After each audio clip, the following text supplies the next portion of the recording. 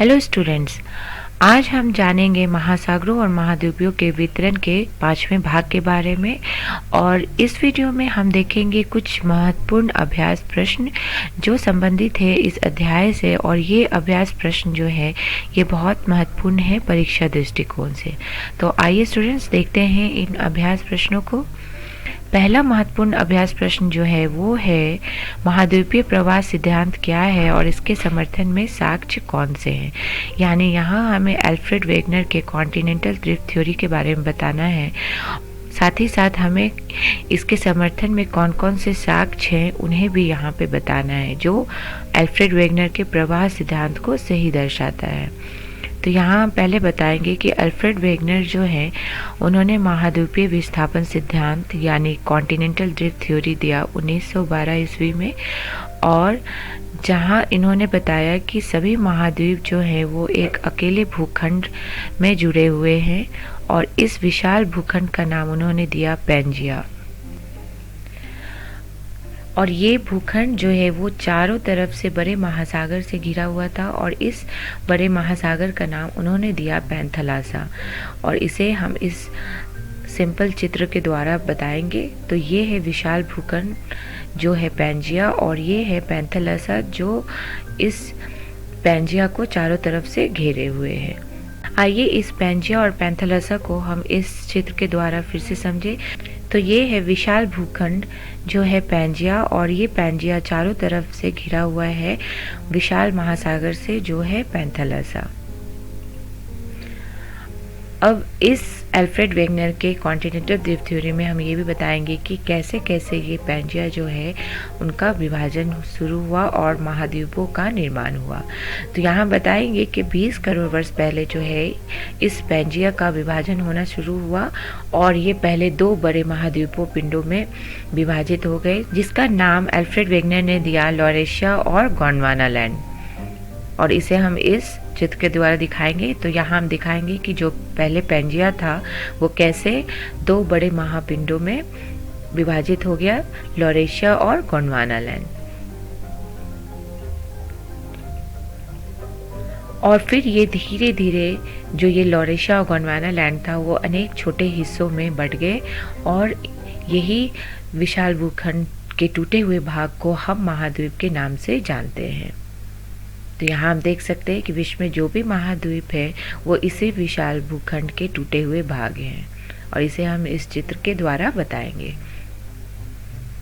तो ये था अल्फ्रेड वेगनर ने कैसे बताया कि महाद्वीपों का निर्माण हुआ महाद्वीपीय प्रवास सिद्धांत में। अब हम बताएंगे आगे कि कौन कौन से साक्ष्य हैं जो इस सिद्धांत को सही दर्शाते हैं। तो पहला जो साक्ष्य है वो है कि दक्षिण अमेरिका और अफ्रीका के आमने सामने की तटरेखा जो है उसमें अद्भुत साम्य दिखती है। जैसा कि हम इस चित्र में देख सकते हैं कि कैसे उत्तर अमेरिका और यूरोप की तटरेखा में समानता देखी जाती है, उसी तरह दक्षिण अमेरिका और अफ्रीका के तटरेखा में भी समानता दिखी जाती है। तो ये दर्शाता है कि कभी ना कभी ये सभी महाद्वीप जो है वो एक साथ जुड़े होंगे, तभी इनमें ये समानता दिखती है।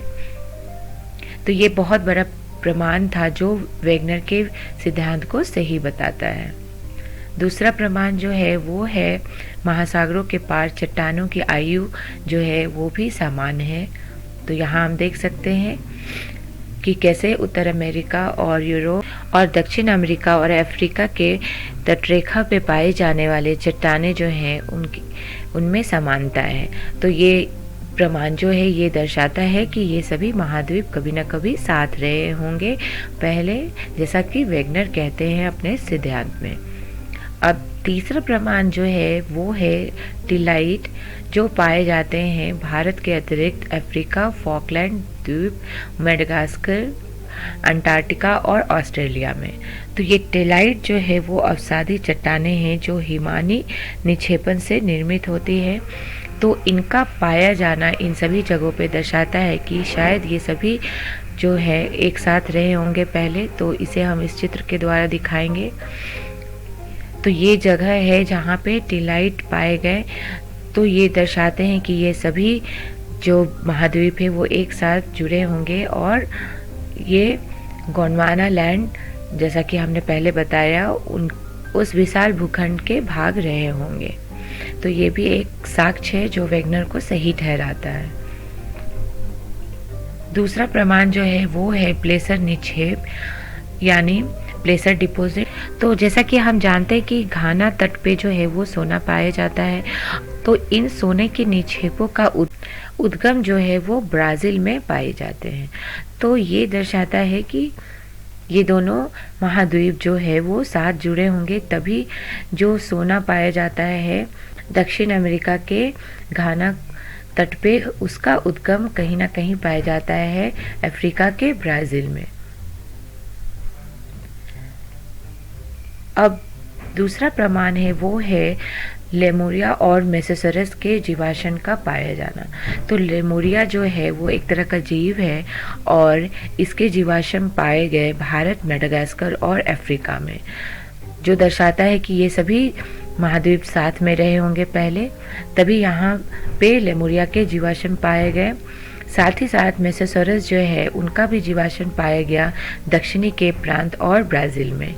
तो ये दर्शाते हैं कि सभी ये सब जगह जहाँ पे जीवाश्म मिले वो सभी साथ रहे होंगे पहले, जैसा कि वेगनर बताते हैं।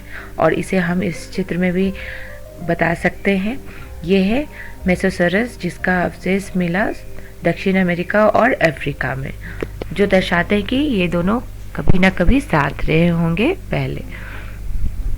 तो इस प्रश्न में हम लोगों ने पहले बताया कि अल्फ्रेड वेगनर का सिद्धांत क्या है, और फिर हम लोगों ने विभिन्न साक्ष्य और प्रमाण के बारे में बताया जो इस वेगनर के महाद्वीपीय विस्थापन सिद्धांत को सही बताते हैं।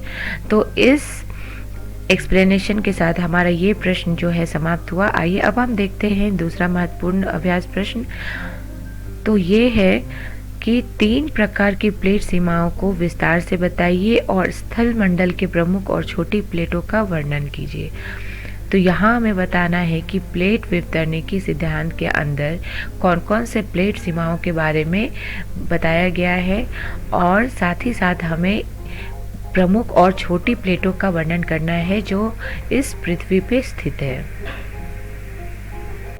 तो यहाँ हम बताएंगे कि स्थल मंडल पे 3 तरह की प्लेट सीमाएं हैं,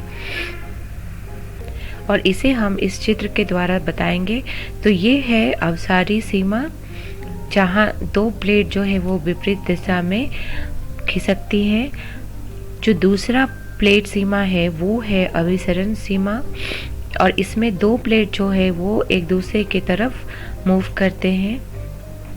तीसरा महत्वपूर्ण प्लेट सीमा जो है वो है रूपांतर सीमा, जिसमें 2 प्लेट जो है वो क्षैतिज दिशा में सरकते हैं। यहाँ हम देख सकते हैं। तो यहाँ हमने बताया 3 प्लेट सीमा जो प्लेट विवर्तनिकी सिद्धांत में बताया गया। अब इसे हम डिटेल में आगे बताएंगे कि अवसारी सीमा क्या है, अभिसरण सीमा क्या है और रूपांतर सीमा क्या है। तो अवसारी सीमा जो है वो 2 प्लेट जो है यहाँ पे एक दूसरे से विपरीत दिशा में अलग होती है, और यहाँ पे नए प्रॉपर्टी का निर्माण होता है, और इसे हम इस चित्र के द्वारा बता सकते हैं कि कैसे 2 प्लेट जो है वो विपरीत दिशा में अलग होते हैं। और चूंकि यहाँ पे लगातार जो है वो ज्वालामुखी का उद्गार होते रहता है, जो दोनों प्लेटों को विपरीत दिशा में खिसकाता है, और यहाँ पे जो उद्गार होता है वह नए नए लावा यहाँ पे सतह पे आते हैं और नए प्रॉपर्टी का निर्माण करते हैं।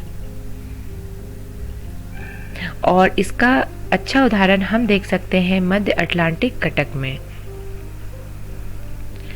तो यहाँ हम इस चित्र के द्वारा बताएंगे कि ये जो है वो अवसारी सीमा है जो पाया जाता है मध्य अटलांटिक कटक में, और यहाँ पे जो 2 प्लेट है वो विपरीत दिशा में अलग होते हैं, और यहाँ पे चूँकि उद्गार होता है लावा का, इसीलिए यहाँ नए प्रॉपर्टी का निर्माण होता है, और इसे इसीलिए कहा जाता है प्रसारी स्थान, जिसे हम स्प्रेडिंग साइड भी कहते हैं।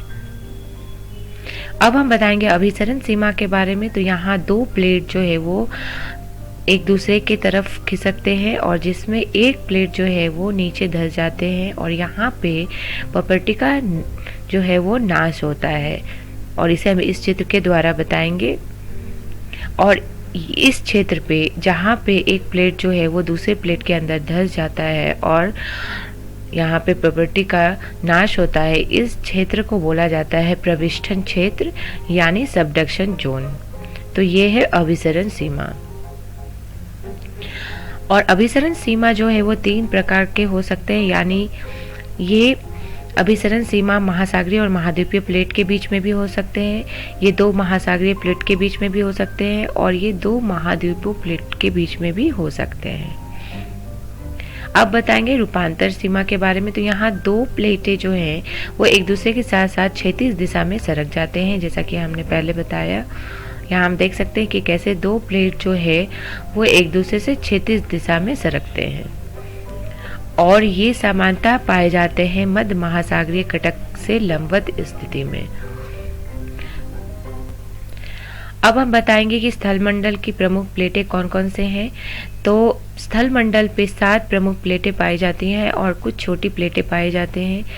तो यहाँ है प्रमुख प्लेटें और इसे हम इस चित्र के द्वारा बता सकते हैं। तो ये है उत्तर अमेरिकी प्लेट, ये है दक्षिण अमेरिकी प्लेट, ये है प्रशांत महासागरीय प्लेट, ये अफ्रीकी प्लेट, ये है अंटार्कटिक प्लेट और ये है इंडो ऑस्ट्रेलियाई न्यूजीलैंड प्लेट। और अंतिम 7वां प्रमुख प्लेट जो है वो है यूरेशियाई प्लेट। तो ये थे 7 प्रमुख प्लेट जो बताए गए प्लेट विवर्तनिकी सिद्धांत में।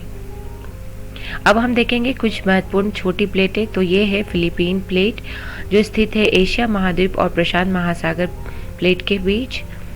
ये है कोकस प्लेट जो स्थित है मध्यवर्ती अमेरिका और प्रशांत महासागरीय प्लेट के बीच।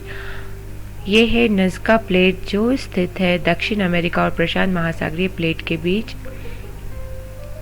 कैरोलिन प्लेट जो है वो पाया जाता है फिलीपीन और इंडियन प्लेट के बीच।